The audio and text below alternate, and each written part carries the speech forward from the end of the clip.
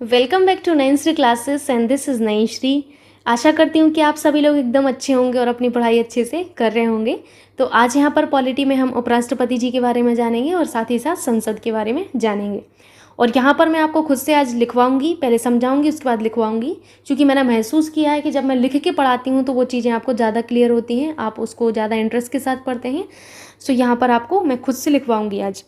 आपको यहाँ पर सबसे पहले समझना है उपराष्ट्रपति जी के बारे में। जैसे आपने राष्ट्रपति जी के बारे में पढ़ा है वही सारी चीज़ें आपको उपराष्ट्रपति जी के बारे में पढ़नी होती हैं कि इनका निर्वाचक मंडल कैसे बनता है, क्या क्या इनके अंदर योग्यताएं होनी चाहिए, कार्यकाल कितने वर्ष का होता है, इनको शपथ कौन दिलाता है। तो यही सब चीज़ें आपको इनके बारे में भी जाननी होती हैं।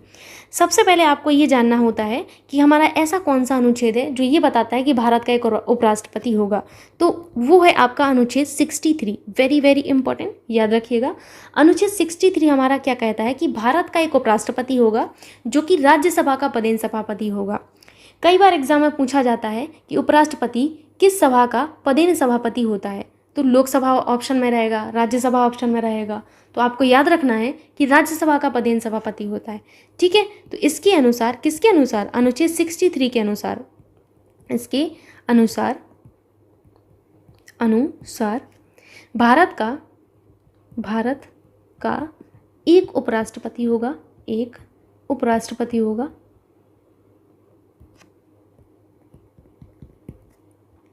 जो कि राज्यसभा का, कहाँ का, राज्यसभा का पदेन सभापति होगा, पदेन सभापति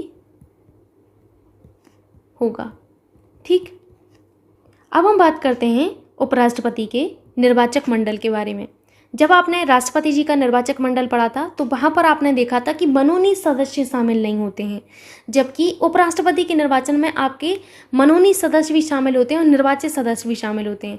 ध्यान से पेज पलटिए और देखिए, राष्ट्रपति जी के बारे में मैंने आपको बताया है कि सिर्फ और सिर्फ निर्वाचक सदस्य जो हैं आपके वही शामिल होते हैं। जो आपके निर्वाचित सदस्य होते हैं राष्ट्रपति के चुनाव में सिर्फ वही शामिल होते हैं, जबकि उपराष्ट्रपति का जो निर्वाचक मंडल होता है उसमें मनोनीत और निर्वाचित दोनों ही सदस्य आपके शामिल होंगे। ठीक, सो आपको यही जानना है। उपराष्ट्रपति हेडिंग करिएगा, सब हेडिंग टाइप की। ठीक है, उपराष्ट्रपति का निर्वाचक मंडल, निर्वाचक मंडल, इस तरीके से आपको सब हेडिंग टाइप की करनी है।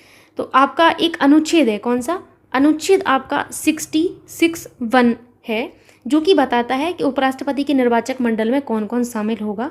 तो इसमें बताया गया है कि संसद के दोनों सदन, कौन कौन से सदन, लोकसभा एवं राज्यसभा की बात की जा रही है। ये दोनों सदन जो हैं, इन दोनों सदनों के सभी सदस्य का मतलब है मनोनीत भी और निर्वाचित भी, सभी सदस्य शामिल होते हैं। सभी सदस्यों से मिलकर बनता है। देखिए, आपको मैं एक चीज़ बता देती हूँ, शब्दों पर आपको ध्यान देना है, नहीं तो एग्जाम में आप सब कुछ गड़बड़ कर देंगे। पूछा जाता है आपसे, तो याद रखिएगा कि दोनों सदनों के सभी सदस्य का मतलब है सभी के सभी सदस्य में आपके मनोनीत भी आएंगे और निर्वाचित भी आते हैं। ठीक है, आगे आप पढ़ेंगे ये मनोनीत क्या है, निर्वाचित क्या है, आपको पढ़ाया जाएगा संसद में अभी। ठीक, अब हम बात करते हैं उपराष्ट्रपति के अंदर क्या क्या योग्यताएं होनी चाहिए। तो एक सब हेडिंग टाइप की करिएगा, उपराष्ट्रपति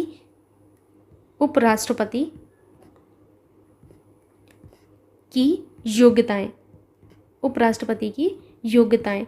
तो उपराष्ट्रपति की योग्यताओं के बारे में अनुच्छेद 66(3) में कहा गया है। अनुच्छेद 66(3) के अंतर्गत आपका बताया गया है। सबसे पहली योग्यता जो आप लोगों ने भारत के राष्ट्रपति में भी देखी थी कि ये जो है भारत के नागरिक होने चाहिए। पहले तो ये भारतीय नागरिक हों, क्या हों, ये भारतीय नागरिक हों, पहली लिख लीजिएगा कि यह भारत के नागरिक हों।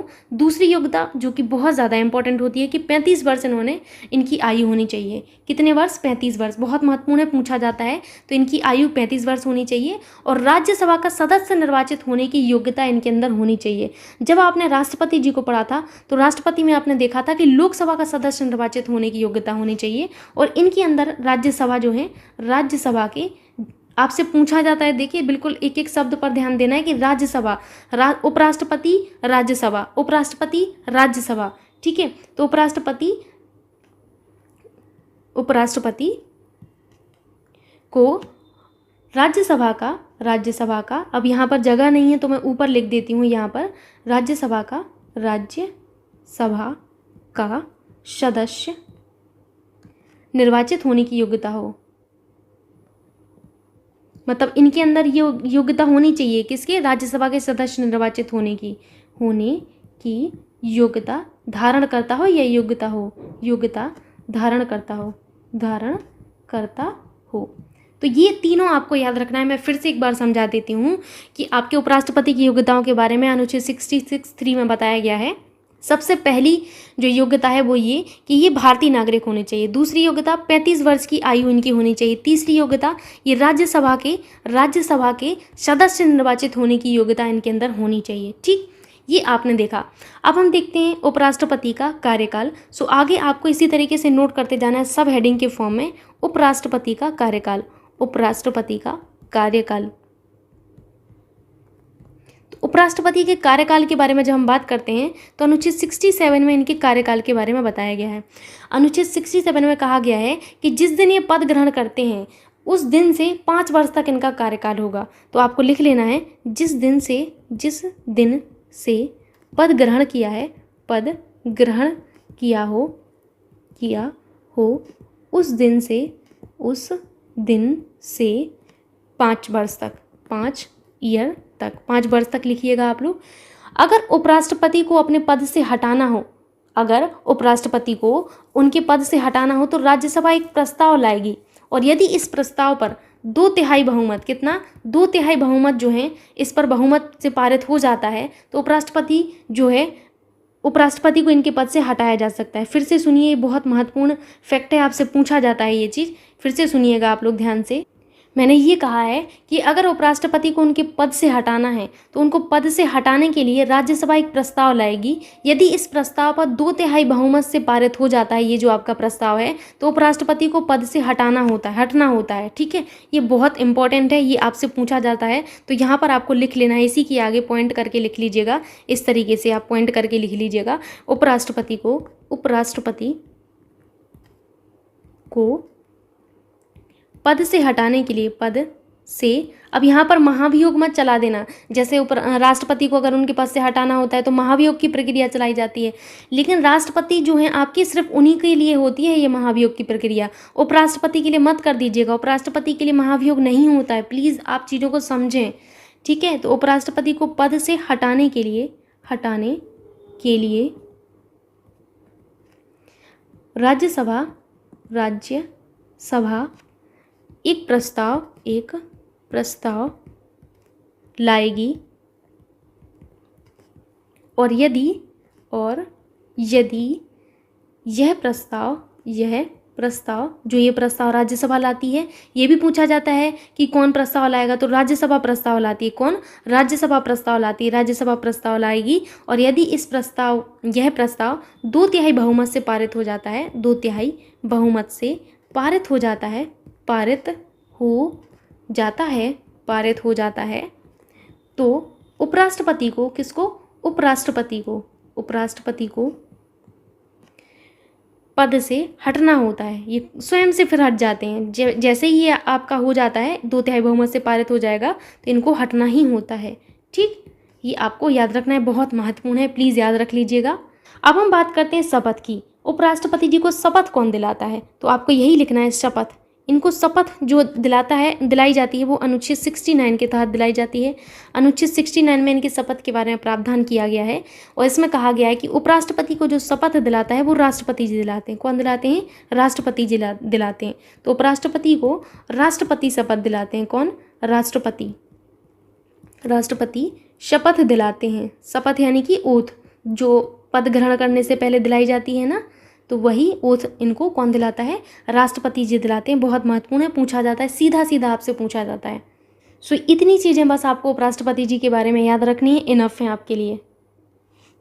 अब हम आगे पढ़ने वाले हैं संसद के बारे में। आइए देखते हैं संसद के बारे में। हेडिंग करिए आप लोग, संसद। क्या हेडिंग करनी है आपको? हेडिंग करनी है आपको संसद। संसद में आपको क्या क्या पढ़ना होता है? संसद में आपको पढ़ना होता है लोकसभा और राज्यसभा। क्या पढ़ना होता है? लोकसभा और राज्यसभा। लोकसभा और राज्यसभा। लोकसभा के गठन के बारे में अनुच्छेद 80 में दिया गया है और लोकसभा की जो संरचना है इसके बारे में अनुच्छेद 81 में दिया गया है। सॉरी, ये गलत हो गया। राज्यसभा के गठन के बारे में अनुच्छेद 80 में दिया है, जबकि लोकसभा की संरचना के बारे में अनुच्छेद 81 में दिया गया है। ठीक है, सो सबसे पहले तो आपको यही देखना है कि राज्यसभा के गठन के बारे में किस अनुच्छेद में दिया गया है। तो आपको लिख लेना है अनुच्छेद 80। अनुच्छेद 80 में क्या दिया गया है?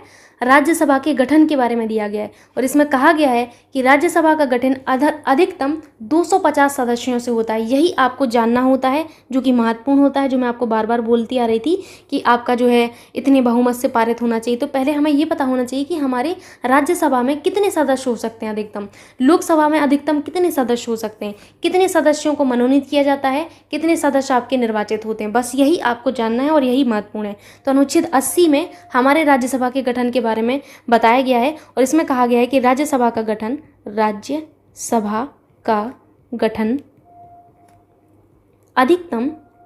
अधिकतम कितने सदस्यों से? 250 सदस्यों से हुआ है। कितने सदस्यों से?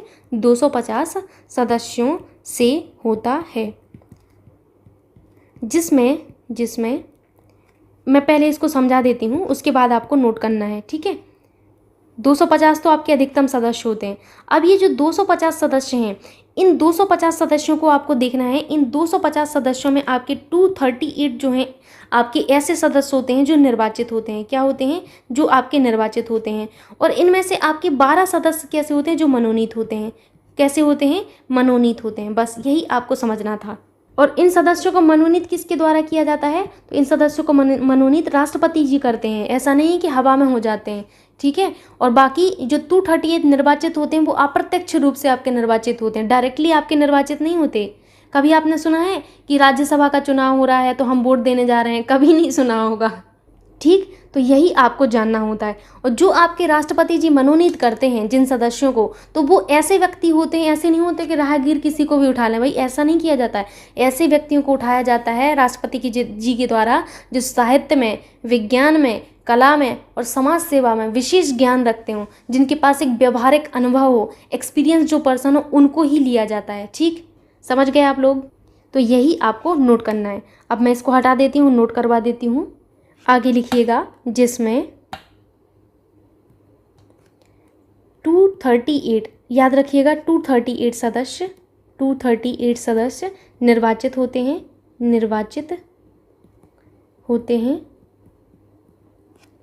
तथा 12 सदस्य मनोनीत किए जाते हैं, मनोनीत होते हैं।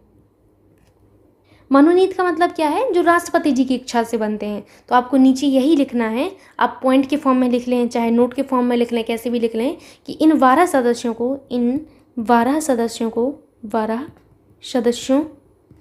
को राष्ट्रपति के द्वारा मनोनीत किया जाता है। पूछा जाता है आपका, किसके द्वारा इनको मनोनीत किया जाता है?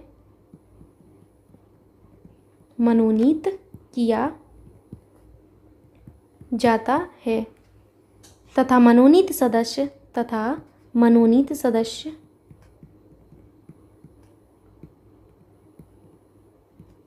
ऐसे व्यक्ति होंगे, कैसे व्यक्ति होंगे? जिन्हें साहित्य, विज्ञान, साहित्य का, विज्ञान का, कला और समाज सेवा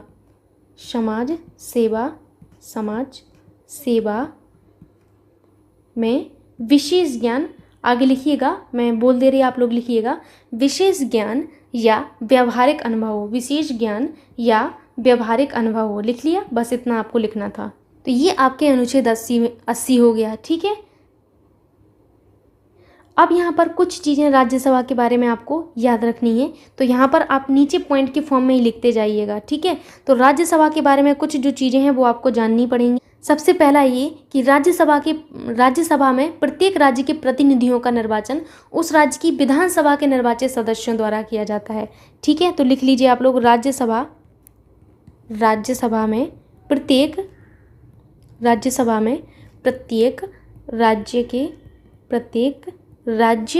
के प्रतिनिधियों प्रतिनिधियों का निर्वाचन उस राज्य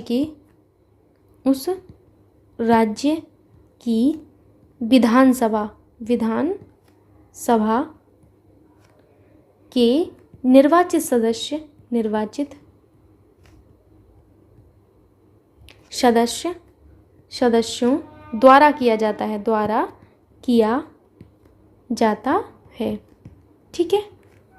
नेक्स्ट पॉइंट आपको नोट करना है कि राज्यसभा के 1/3 सदस्य जो हैं आपकी प्रत्येक दूसरे वर्ष सेवानिवृत्त होते हैं। ये आपसे पूछा जाता है कि कितने सदस्य इनके सेवानिवृत्त होते हैं, कब होते हैं, हर दूसरे वर्ष पर। तो ये पॉइंट आपके लिए महत्वपूर्ण है कि राज्यसभा के 1/3 सदस्य प्रत्येक दूसरे वर्ष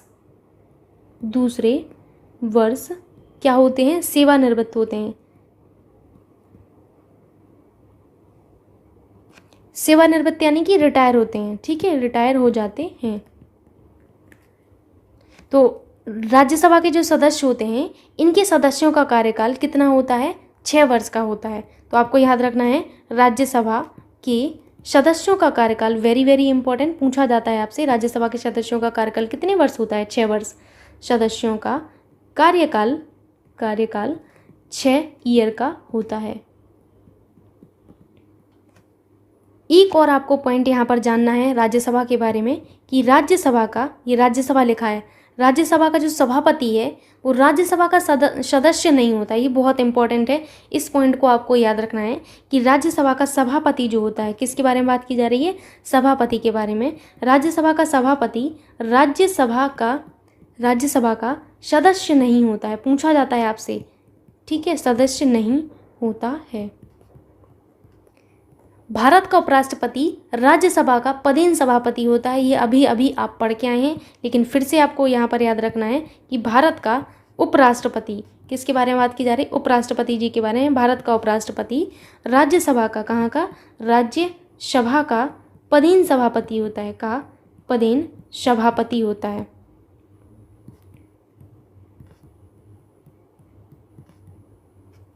तो ये आपने राज्यसभा के बारे में जान लिया।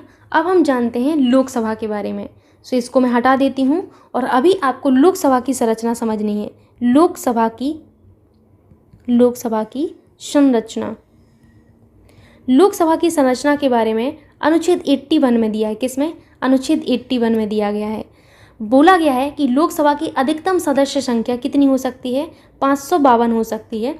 552 में से 550 सदस्य तो आपके क्या होते हैं, निर्वाचित होते हैं, और 2 सदस्य आपके मनोनीत होते हैं। अब ये कैसे याद रखें कि कहाँ पर 2 सदस्य मनोनीत होंगे और कहाँ पर 12 सदस्य मनोनीत होंगे। तो सिंपल सी बात है, 250 कुल आपके सदस्य किस में होते हैं, ये आपके राज्यसभा में होते हैं। किस में, राज्यसभा में। याद करिए, अभी अभी पढ़ा के आई हूँ आपको। और इन 250 में से 238 आपके क्या होते हैं, निर्वाचित होते हैं, और 12 आपके मनोनीत होते हैं। तो ये सबसे बड़ा कन्फ्यूज़न होता है लोगों को, कहाँ पर 2 होगा, कहाँ पर 12 होगा। तो मैं समझा देती हूँ। आप एक चीज़ माइंड में याद रखिएगा, लोकसभा में आपके ज़्यादा लोग होंगे तो यहाँ पर मनोनीत कम करेंगे, क्योंकि ऑलरेडी संख्या ज़्यादा है। तो हम और ज़्यादा लोगों को लेकर क्या करेंगे भाई, बनेंगे नहीं हमारे फिर। तो आपको यही याद रखना है कि यहाँ पर तो ऑलरेडी ज़्यादा हैं, तो यहाँ पर हम कम मनोनीत करेंगे। यहाँ पर आपकी कम है, 552 की तुलना में तो ये कम है ना, तो यहाँ पर हम ज़्यादा वाले को लेंगे। इस तरीके से आप याद रख सकते हैं, और मैंने ऐसे ही याद रखा था। ये बहुत कन्फ्यूजिंग होता है, तो आपको यही समझना था सबसे पहले। तो समझ गए आप लोग कि लोकसभा में अधिकतम 552 सदस्य हो सकते हैं, जिसमें से 550 आपके निर्वाचित होंगे और 2 मनोनीत होते हैं। ठीक है। और वर्तमान में राष्ट्रपति 2 सदस्यों को मनोनीत करते हैं। कौन मनोनीत करता है, राष्ट्रपति जी मनोनीत करते हैं। तथा वर्तमान में लोकसभा में सदस्यों की संख्या कितनी है, तो ये आपके 545 है। अधिकतम 552 हो सकती है, लेकिन 545 है आपकी वर्तमान में। ठीक है। सो आपको यही लिखना है सबसे पहले, लोकसभा की अधिकतम सदस्य संख्या लोकसभा की अधिकतम सदस्य संख्या 552 निर्धारित है। कितनी निर्धारित है, 552 निर्धारित की गई है, जिसमें 550 सदस्य क्या होते हैं? निर्वाचित होते हैं, निर्वाचित होते हैं तथा 2 सदस्य मनोनीत होते हैं। 2 सदस्य कैसे होते हैं? मनोनीत होते हैं। मनोनीत यानी जो राष्ट्रपति की इच्छा से आपके आते हैं, मनोनीत होते हैं। वर्तमान में राष्ट्रपति 2 सदस्यों को मनोनीत करते हैं। वर्तमान में राष्ट्रपति 2 सदस्यों को, कितने सदस्यों को? 2 सदस्यों को मनोनीत करते हैं।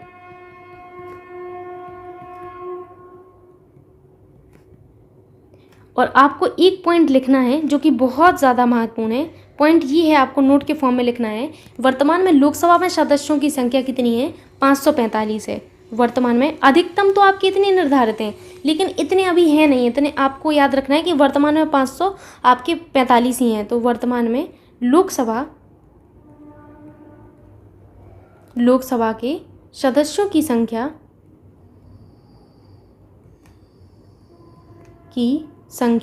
लोकसभा के सदस्यों की संख्या 545 है। ठीक, एक पॉइंट आपको राज्यसभा में लिखना था, मैं लिखवाना भूल गई। राज्यसभा आपका एक स्थायी सदन होता है। राज्यसभा स्थायी सदन होता है क्योंकि यह कभी समाप्त नहीं होता। क्यों नहीं होता समाप्त? क्योंकि 1/3 सदस्य इसके प्रतिवर्ष आपके प्रत्येक दूसरे वर्ष पर सेवानिवृत्त होते हैं, नए आते हैं। तो इनका कार्यकाल हम मतलब इनका जो है ना चलता रहता है। ये आपका स्थायी सदन है। आपको ये चीज़ याद रखनी होगी। मैं राज्यसभा के बारे में याद बता रही हूँ आपको। पूछा जाता है कि स्थायी सदन कौन सा है, तो राज्यसभा आपका एक स्थायी सदन होता है। स्थायी सदन क्यों है ये भी मैं बता रही हूँ, क्योंकि ये कभी समाप्त नहीं होता। इसके 1/3 सदस्य, ये बता चुकी हूँ, हर आपके दूसरे वर्ष में सेवानिवृत्त होते हैं। तो इस प्रकार इस सदन का कार्यकाल क्या होता है? 6 ईयर का होता है। लेकिन लोकसभा में ऐसा नहीं है। लोकसभा का कार्यकाल तो आपका 5 वर्ष का ही होगा। ठीक, अब आपको यहाँ पर एक चीज़ याद रखनी है। लोकसभा का अगर आपको सदस्य जो है बनना है, तो आपके अंदर क्या योग्यता होनी चाहिए? तो लोकसभा के लिए आयु है आपकी 25 वर्ष। याद रखना है आप लोगों को, लोकसभा के लिए आयु 25 वर्ष निर्धारित की गई है। तो लिख लीजिए आप लोग, लोकसभा के लिए आयु पूछा जाता है आपसे। लोकसभा के लिए आयु 25 वर्ष। अगर राज्यसभा के लिए पूछा जाए तो राज्यसभा के लिए आयु यानी कि एज कितनी होनी चाहिए? राज्यसभा के लिए एज आपकी 30 ईयर होनी चाहिए। ठीक, आगे आपको देखना है अनुच्छेद 108 को। किसको? अनुच्छेद 108 महत्वपूर्ण है और मैं आपको बता भी चुकी हूँ। अनुच्छेद 108 में आपकी संयुक्त बैठक के बारे में बोला गया है। किसके बारे में? संयुक्त बैठक के बारे में। संयुक्त बैठक में क्या बताया जाता है? संयुक्त बैठक में आपको बताया जाता है कि जब कभी भी संसद के दोनों सदन यानी कि लोकसभा और राज्यसभा के मध्य किसी बिल को लेकर गतिरोध उत्पन्न हो जाता है, गतिरोध यानी कि तनाव उत्पन्न हो जाता है, तो इस गतिरोध को दूर करने के लिए दोनों सदनों की संयुक्त बैठक बुलाई जाती है। लोकसभा की भी और राज्यसभा की संयुक्त बैठक बुलाई जाती है। और इस बैठक का आह्वान कौन करता है? तो इस बैठक का जो आह्वान है वो आपके राष्ट्रपति जी के द्वारा किया जाता है। किसके द्वारा? राष्ट्रपति के द्वारा किया जाता है। और अध्यक्षता कौन करता है? तो इस बैठक की अध्यक्षता आपकी लोकसभा के अध्यक्ष द्वारा की जाती है। बस यही आपको जानना था अनुच्छेद 108 में। तो इसी को मैं आपको नोट करवाने वाली हूँ। आप यहाँ पर नोट करिएगा। नोट आपको ये करना है, 1 मिनट। जब संसद के दोनों सदनों के बीच में, सदनों के मध्य गतिरोध उत्पन्न हो जाता है, गतिरोध उत्पन्न हो जाता है, तो ऐसे गतिरोध को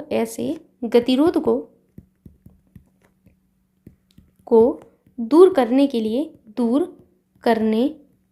लिए इसको मत लिख लीजिएगा आप लोग, ये अलग है। दूर करने के लिए दोनों सदनों की संयुक्त बैठक, दोनों सदनों की संयुक्त बैठक का आह्वान मतलब किसके द्वारा बुलाई जाती है? तो ये आपके राष्ट्रपति जी के द्वारा आह्वान राष्ट्रपति करता है। कौन करता है? राष्ट्रपति।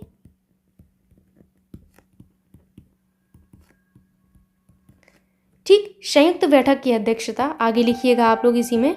संयुक्त बैठक की अध्यक्षता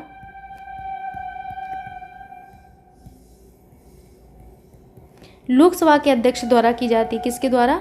लोकसभा की अध्यक्ष द्वारा की जाती है। बस ये आपका अनुच्छेद 108 हो गया। अब आपको एक और अनुच्छेद पढ़ना है, अनुच्छेद 109, जो कि आपका बहुत महत्वपूर्ण होता है, इसीलिए मैं आपको बता दे रही हूँ उसको भी। इसको आप लोग लिखिएगा, मैं इसको हटा दे रही।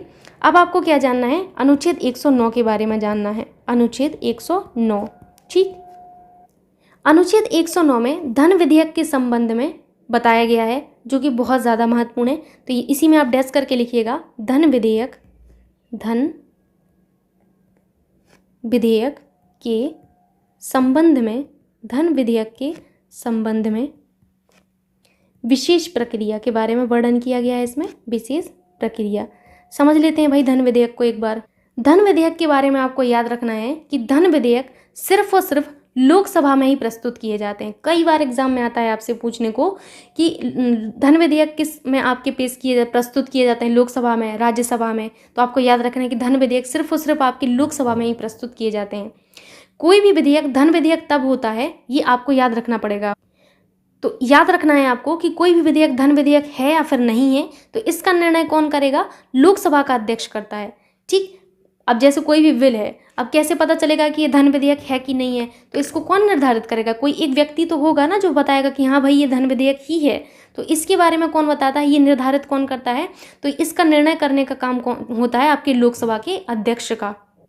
धन विधेयक को राष्ट्रपति की पूर्व अनुमति से ही आपके लोकसभा में प्रस्तुत किया जाता है। राज्यसभा जो है धन विधेयक को अधिकतम 14 दिन तक रोक सकती है, ठीक। यही आपको बस याद रखना है।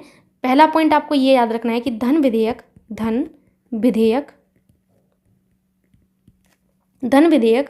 अनिवार्य रूप से लोकसभा में ही प्रस्तुत किए जाते हैं, ठीक। अब कोई विधेयक धन विधेयक है कि नहीं, इसका निर्णय कौन करेगा, लोकसभा अध्यक्ष। तो अगला पॉइंट आपको यही लिखना है, कोई विधेयक धन विधेयक है या नहीं, इसका निर्णय लोकसभा अध्यक्ष द्वारा किया जाता है। लोकसभा अध्यक्ष द्वारा किया जाता है। धन विधेयक, आगे लिखिएगा, धन विधेयक को राष्ट्रपति की पूर्व अनुमति से ही देखिए, जब राष्ट्रपति के पास ये विधेयक भेजा जाता है तो इनको इस पर अनुमति देनी ही होती है, याद रखिएगा। पूर्व अनुमति से ही लोकसभा में प्रस्तुत किया जाता है। इसको मैं अभी फिर से समझाऊंगी, मुझे ऐसा लग रहा है समझा देना चाहिए एक बार और, तो आपको मैं अभी समझा देती हूँ इस पूरी प्रक्रिया को, ये होती क्या है, ठीक। तो आपको तुरंत समझ में आ जाएगा। आगे लिखिएगा, राज्यसभा धन विधेयक यानी कि मनी बिल, धन विधेयक को अधिकतम 14 दिन तक, कितने, 14 डेज तक रोक कर रख सकता